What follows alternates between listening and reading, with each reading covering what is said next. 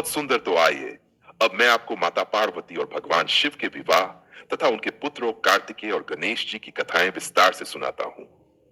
सती का पुनर्जन्म। पार्वती के रूप में सती के देह त्याग के बाद उन्होंने हिमालय राज और उनकी पत्नी मैना देवी के घर जन्म लिया।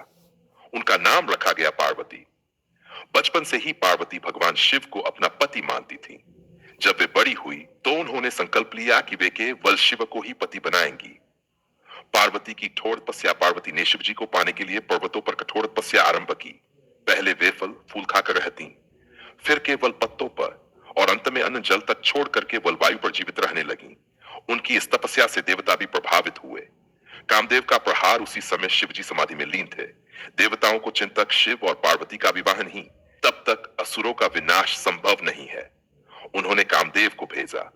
कामदेव ने पुष्पबाण चलाकर शिव की समाधि भंग करनी चाहिए, लेकिन शिवजी ने तीसरा नेत्र खोला और उसकी अग्नि से कामदेव भस्म हो गए। शिव का परीक्षण। शिवजी ने पार्वती की भक्ति की परीक्षा लेने के लिए एक साधु का रूप धारण किया। वे पार्वती से बोले, कन्या, तुम इतनी तपस्या किसके लिए कर रही हो? शिव तो अघोरी, भस्मधारी, श्मशानवासी हैं। उनसे विवाह करना उचित नहीं। पार्वती ने दृढ़ स्वर में कहा, शिव मेरे आराध्य हैं, मेरे पति हैं। मैं केवल उन्हें ही चाहती हूं, चाहे वे जैसे भी हों। यह सुनकर शिवजी प्रसन्न हुए और अपना वास्तविक स्वरूप दिखाया। शिव पार्वती विवाह। भगवान शिव ने हिमवान से विवाह का प्रस्ताव स्वीकार किया। फिर भव्य बारात निकली।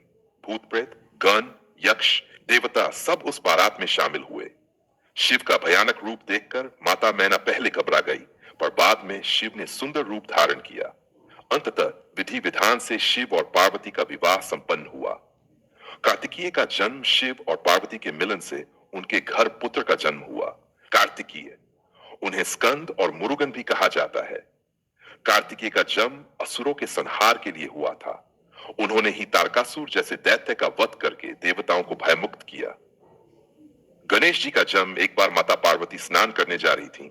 उन्होंने अपने उबटन से एक बालक का निर्माण किया और उसमें प्राण डालकर उसे अपना पुत्र बना दिया।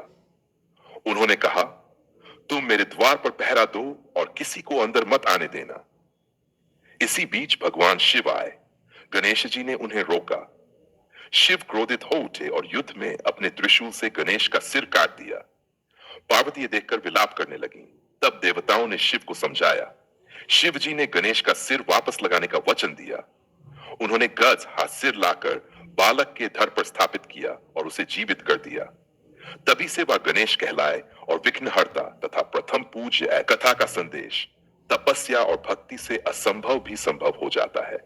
माता पिता का अपमान करने से संकट आता है, पर प्रेम और करुणा से सब ठीक हो जाता है।